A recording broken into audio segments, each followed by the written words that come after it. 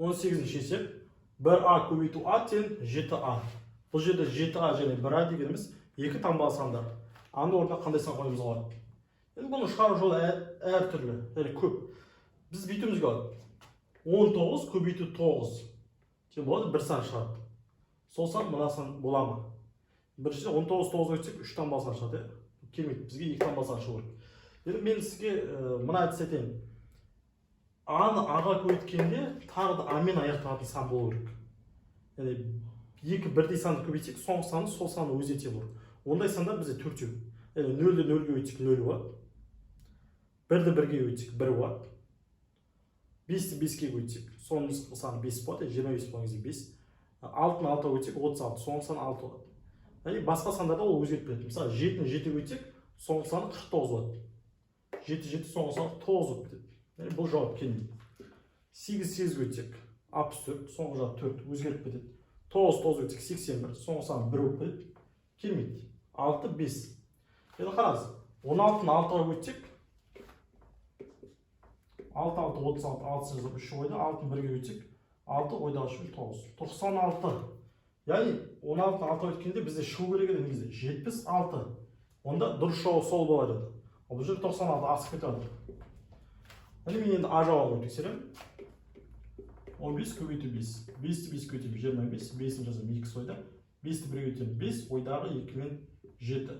Яғни 15 көбейту 5 тең 75. 5, 5, 5 орындар тұр. Барлық сан шықты. Бұл бізде а жауап.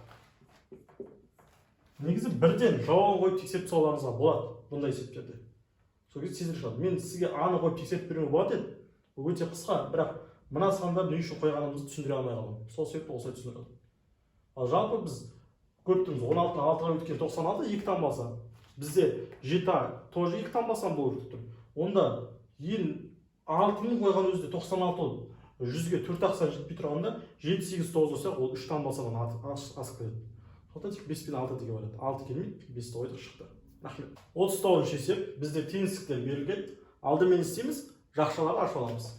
2-ні 2x-ке өтсек 2x, 2-ні минус 1-ге өтсек минус 2, 3-ті 2-ге өтсек плюс 6, плюс 3-ті минус x-ге өтсек минус 3x, 4-ті 2x-ге өтсек 8x, 4-ті 1-ге өтсек 4. 2x азайту 3x болады минус 1x, минус 2 қосу 6 болады 4. 8x қосу 4 солай жазып қоямыз. Енді қараңыз.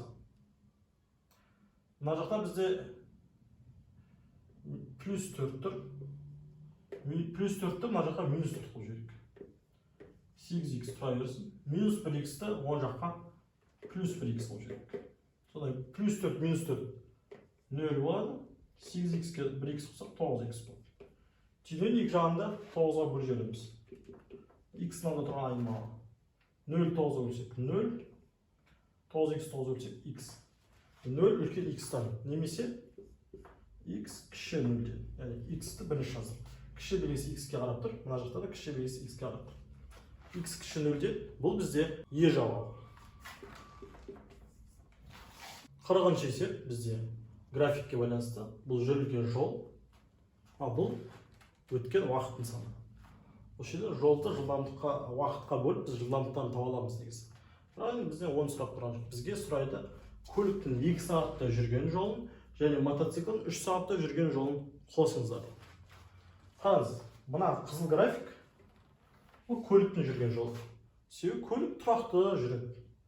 Өзі бір мысалы 35 км сағат па немесе 100 км сағат жылдамдықты ұстайды да, сонымен тоқтаусыз асықпай жүреді. Мысалы сізге қандай көліктің маркасы ұнайды? Lexus ұнайды. Төменге жазыңыз, қызық болсын. Екінші, мотоцикл. Мотоцикл енді бір гүрілдеп бастап кетеді ғой. Ол зуылдатып кете береді. Оның жылдамдығы сәл тұрақсыз. Қатты жүріп кетеді, бір жерден бұрылып қалады, бір жерде көтеріліп кетеді. Ал көлік ол тұрақты. Сондықтан мына жерде тұрақты график ол көліктікі. Расында егер суреттен анықтай алмай жатсаңыздар. Енді көрейік. Көлік 2 сағатта қанша жол жүрді? Мен ба 2 сағат. Осы жердегі қиылыстармен жұмыс істейміз. Мынау 2 сағатта жүрген жол. Көліктікі қызыл. Дұрыс па? Көлік 2 сағатта мен 30 километр деген жерге жеткен екен. Бірақ ол қай жерден бастайды? 10 километрден бастайды. Яғни ол нөлден бастап кетеді, жылдамдықты алады, неқтен бастап кетеді. 10-ға келген кезде барып, бұның есепке қосады, бұны шартын. Яғни 10 деген километрден бастап 30 километрге дейінгі жолды жүргенде 2 сағат уақыт кетеді. Яғни ол 10-нан 30-ға дейін қанша жол жүрді? 20 километр жол жүрді.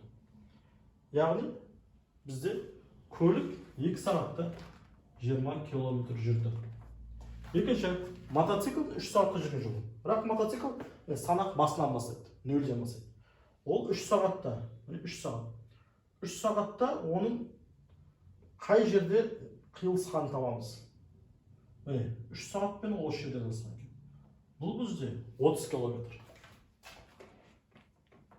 Екеуінің қосындысын сұрап тұрғасын, 20-ға 30 досамыз, 50 километр. Бірақ сіздер былай шатасып кету мүмкінсіздер. Бұл да 30 километр, 2 сағат, бұл да 30 километр. 30 қосыл 60 деп. Сізге негізі осылай шатастыру мақсатында берген. Егер сіз шатасып кете алсаңыз, онда білім инновация лицейі өздерінің мақсаттарына жете алған. Яғни оларға ондай шатасатын балалар керек емес. Мұқият таңдай алатын бала керек. Сіз мына ондықты байқап қалу керексіз. Сонымен жауап 50. Бұл бізде С жауабы. Осымен тестіміз аяқталды. Сіз осы тесттен 40 ұпайдан қанша жинадыңыз? Төменге қалдыңыз.